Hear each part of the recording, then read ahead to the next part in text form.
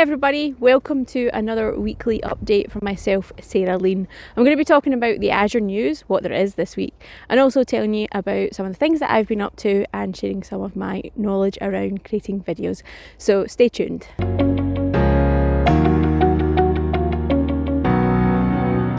Hey everybody, welcome to another weekly update. As you can see, I am outside again. It has been snowing. It melted, it snowed, we've then had some rain which has iced over, and then we've had some more snow, so it's massively treacherous underfoot. And as you can see, some of it has melted, so the trees don't really have much. We do have a good covering on the ground, so I thought I'd pop out again, and because a lot of people said that they really enjoyed my snowy video, and I'm taking advantage of the fact that it's snowing again. Also in these kind of trees, I want to say forest, but it's not really a forest. There's some roe deer that live. I was walking a few weeks ago and they jumped out on me, or I scared them and then they jumped out. And yeah, it was it was quite a scary moment because I wasn't expecting them. But not sure if they'll appear today, probably because of the noise and the wind and the cold. But you never know, so watch out in the background for them. So this week, the Azure news is fairly light, I'll be honest. The Azure backup team did release a limited preview for some managed backup, for some managed disk backups. So you can now take some snapshots and kind of manage the life cycle of those snapshots for your managed disks. It is in limited preview, so what I'll do is I'll post a link below so that you can go and have a look at more information and sign up. So yeah, that's really the only news I have. I have seen some internal announcements about other things that are happening, but I'm not entirely sure if they are generally available for news. We often at Microsoft get internal notifications of upcoming releases, but that's more for educating ourselves ahead of the announcement. And I haven't seen some of those announcements go live to the general public. So I'm not sharing them because my NDA would be void and I'd probably lose my job. So definitely watch out for some news. But yeah, it's been pretty quiet. I think we should start to ramp up with Ignite coming in March. I think it's the 2nd is the first day of Ignite.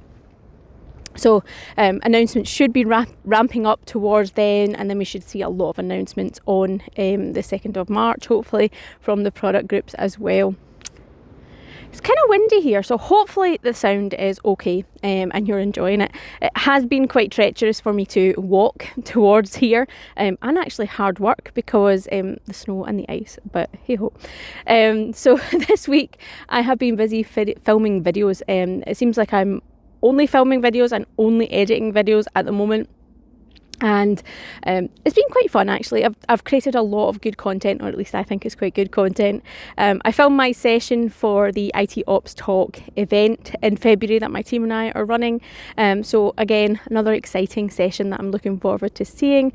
It's been edited, so it's going through all the process, and yes, everything is kind of coming out later around that. So stay tuned to our team blog to find out more information about that. So it's itopstalk.com. I'll find out more information around that. I've also been filming videos around the Azure on Blog series where I talk to product group teams about their product and how customers are using it. So again, some really interesting videos coming from the teams around that. People are excited to talk about their own product and share some of the information. So yeah, excited for all that upcoming content. Filming videos and editing them is quite a chore. I've been doing videos and creating content for... Well, I've been doing this for at least, I think it's 75, this one, 75 weeks, so that's well over a year, probably nearing the kind of 18-month mark, and it is a lot of work. Filming the video doesn't necessarily take a long time. Sometimes it takes a long time if you're going to locations, like I have today, and then creating the content, but, you know, thinking about the script, thinking about things that you want to talk about, thinking about the points that you want to cover, how you want to do that, can be quite time consuming. Sometimes it's not, sometimes it is. The editing does take a lot of time, trying to get the right cuts, trying to make sure it looks right, trying to get the sound right, if there's any issues with the sound, if you have to try and remove some echoes, or if you have to deal with wind noise. Some of that can be quite time consuming as well. Processing the video, putting in video bumpers, putting in some of lower thirds, which is the little things that you see on the bottom of the screen if you're not familiar with that. Creating all of that can be quite time consuming. It's only latterly that I have had kind of templates that I use and can just drop them in and know where I'm putting things and know the process, and it's just kind of muscle memory to do all of that. So I've got the process kind of dialed down, but it does still take a long time to do all of that. And then exporting it. Right, some of these videos we're filming in 1080p or 4K, depending on if I'm using this mobile phone camera, and then processing that up to a high kind of quality can take a long time depending on what software you're using and what, laptop or desktop that you're using. I'm lucky that the PC that I built last year is actually quite good at processing those videos really quickly. I think the longest I've had to wait maybe is 10 minutes for a video to be processed, but again, that will depend on your hardware. And I know a lot of content creators have had to outsource their video editing just because they don't have the hardware to actually do that editing. So it does take a long time. Once you've got that done, there's the uploading process to, say, YouTube or wherever you're putting it. My videos tend to go on YouTube and the Microsoft Channel 9 website. So that can take a long time, especially if the video is really long. And yeah, you've got that to do. Then there's maybe captions that you have. I'm kind of lucky with a lot of my videos. It gets captioned through Microsoft. We pay someone to do the captioning, and we end up with about 14 different languages of captions for a lot of the videos that we do. So yeah, that's also something that you have to deal with. If you're doing that manually, or if you're maybe paying someone, it can be a lot of money to do that. I have paid for some captions on some of my own personal videos, and it does add up if you're starting to look at multiple languages and translating it from English to other languages as well. So that's that part of it. Then you've got potentially thumbnails. So you want a decent thumbnail that everybody wants to click on, because a lot of people say when they're talking about YouTube videos that if your thumbnail's inviting, people will click on it. If it's not inviting, your content could be the best in the world and no one's going to click on it. So that's something to do as well. So you've got all of that. That's your video uploaded, edited, created, thumbnail created, and then you've got to advertise it. So you do that through social media, you do that through Twitter, LinkedIn, Reddit, all these various different platforms. You may create blogs, you may create other things. So there's lots and lots of work to do behind the scenes of creating a video. So yeah, it feels like all I'm doing right now is creating videos and editing them, but it's really fun and I've really enjoyed it. And I was talking to someone on Twitter the other night about how I actually really love that process. It is cringy watching yourself back and having to edit your video and hearing yourself talk. But eventually you get used to it, and eventually you just become numb to the fact that it's you talking.